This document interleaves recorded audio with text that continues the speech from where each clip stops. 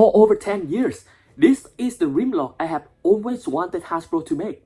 Back when Age of Extinction came out in 2014, we got a leader class Grimlock, and don't get me wrong, it was awesome for its time. But every time I put him next to Optimus Prime, something just fell off.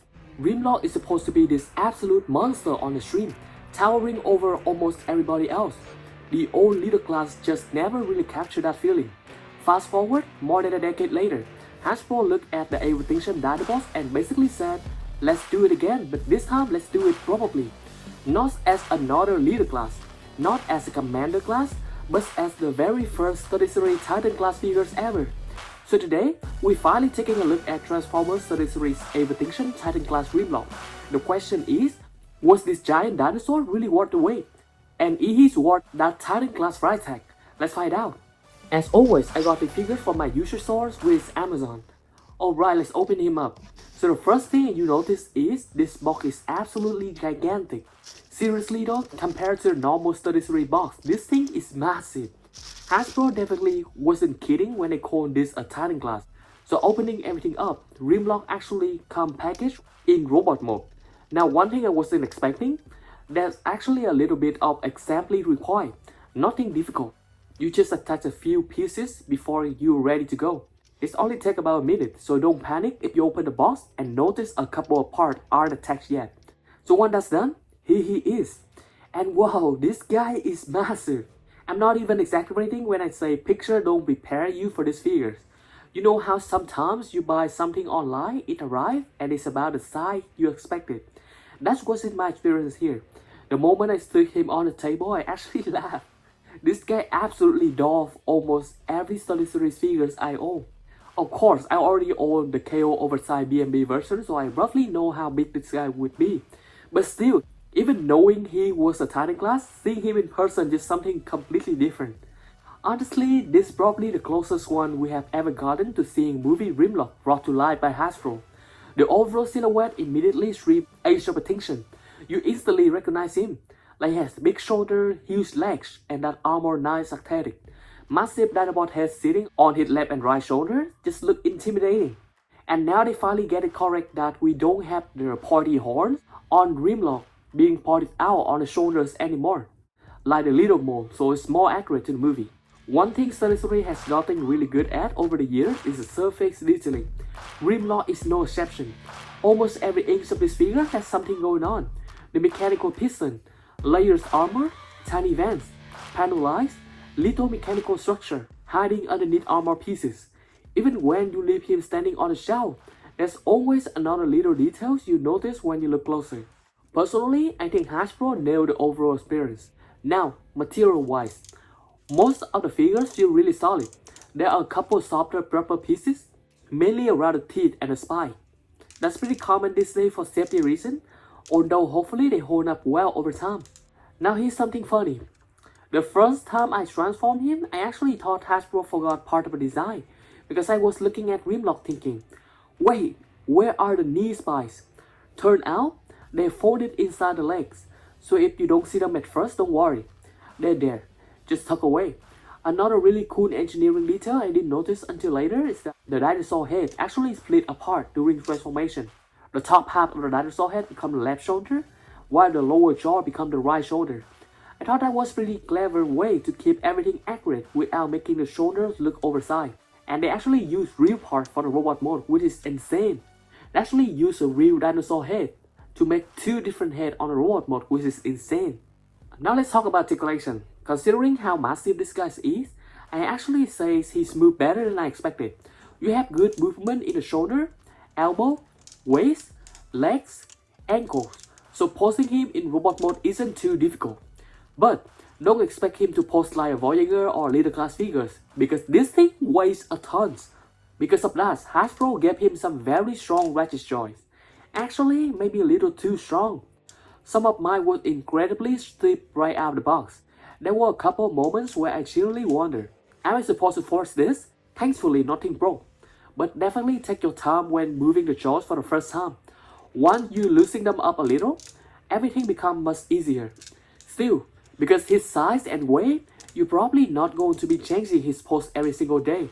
It's definitely more of a centerpiece display piece more than anything else. Now moving on to the accessory.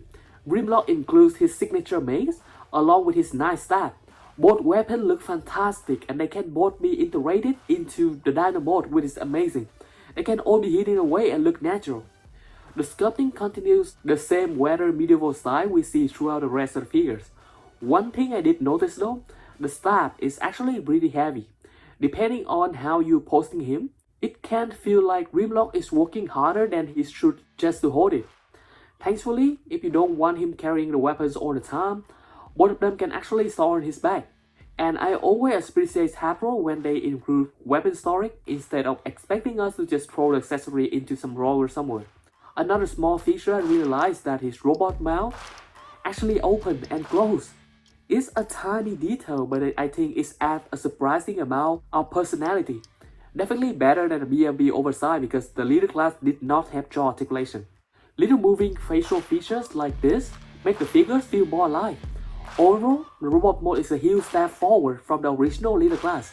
Everything feels more proportioned, more accurate, more screen accurate, and honestly, it's kind of amazing how far sensory engineering has evolved over the last several years.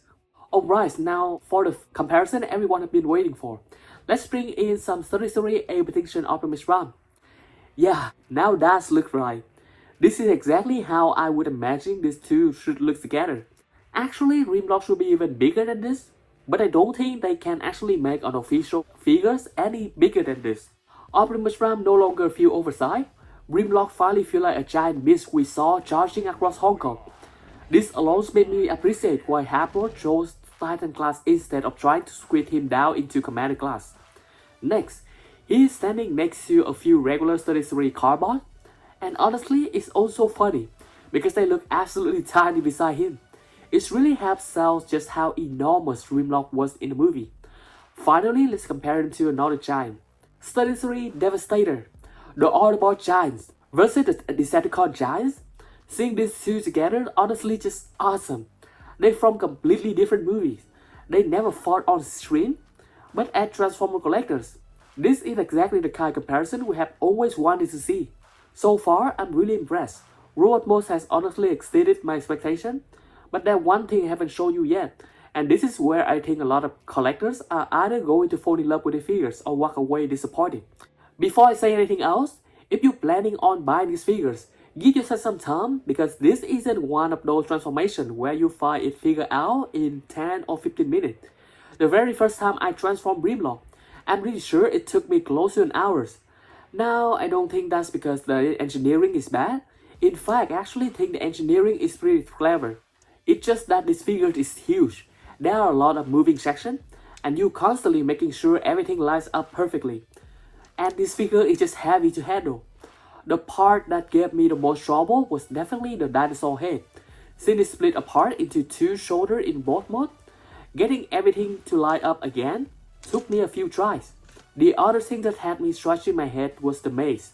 It actually stored inside the tails, which is a really cool idea, but figuring out exactly how it fit in there wasn't immediately obvious the first time around. Once you know where everything goes, I can definitely see the transformation become much faster. So if this is your first time transforming him, and you're thinking, wow, this thing takes forever, don't worry, you're definitely not alone. And here he is, Grimlock in his Tyrannosaurus mode. I have to say, he looked awesome. This is immediately what I imagined when Hasbro first announced when they were making Titan class Grimlock. He's massive. The proportions feel much more natural than the old leader class. The sculpted details carry over beautifully from robot mode, and from almost every angle, he looks like he just walked right out of Age of Extinction. Standing him on the table really gives you that sense of scale. This doesn't feel like a normal Transformers anymore. I genuinely feel like they have got giant robot dinosaur in front of you. Now, this is where I need to be honest, because this is probably going to be the deciding factor for a lot of collectors. The articulation in T-Rex mode is pretty limited. When I finally finished transforming him, I was already imagining all kind of display ideas. Maybe recreate some scene from Age of Extinction, maybe even some fun Jurassic-inspired Photoshop. But then I started moving the dinosaur and realized there's honestly isn't a whole lot you can do with it. The little arm moves, the legs move, of course. It can even stretch out really wide, which is amazing for posing. But then the neck and upper head barely have any movement. Compared to Road mode, the Dinosaur mode just feels much more restricted. Now, after spending some more time with him, I just realized that something I completely missed the first time. The instruction actually tell you to push the legs all the way into the hips so they lock together. But if you separate them instead, you actually gain a bit more freedom in the legs. It definitely helps with the posing. So if you thought that the leg could barely move, try unlocking them first. It wouldn't completely change the dinosaur articulation, but it does make it noticeably better, especially for T-Rex mode posing. One thing that surprised me, and honestly disappointed me, is his jaw. When I think of the T-Rex toys, I immediately want it to open the mouth, and close the mouth of course. Poses roaring or biting. Unfortunately, Grimlock is pretty much locked into his roaring expression. We already know this before just from their regular type review. But then still, seeing it in person, it's really disappointing to see that the mouth couldn't be closed at all. I really wish the lower jaw could move independently, especially on the Titan class figures. For me, that's probably the biggest missed opportunity on the entire figures. There's still one cool little feature inside the mouth though. Hasbro includes a splash effects port. So yes, Grimlock can breathe fires, like kind of. The problem is the opening is actually pretty narrow. And here he is with 33 Optimus Prime. And yes, Optimus Prime can actually ride Grimlock. There's a little speck on Grimlock back that lines up with the port on Optimus. I would say that it's a little tricky getting everything lined up. You probably have to fiddle with it for a few minutes. But once you get it, its track race is one of the coolest moments from Age of Extinction. And honestly, seeing Optimus ride Grimlock in proper scale, that's one of the moments when you just smile as a collector. These figures absolutely deliver. One thing I'm especially curious now is about Scorn.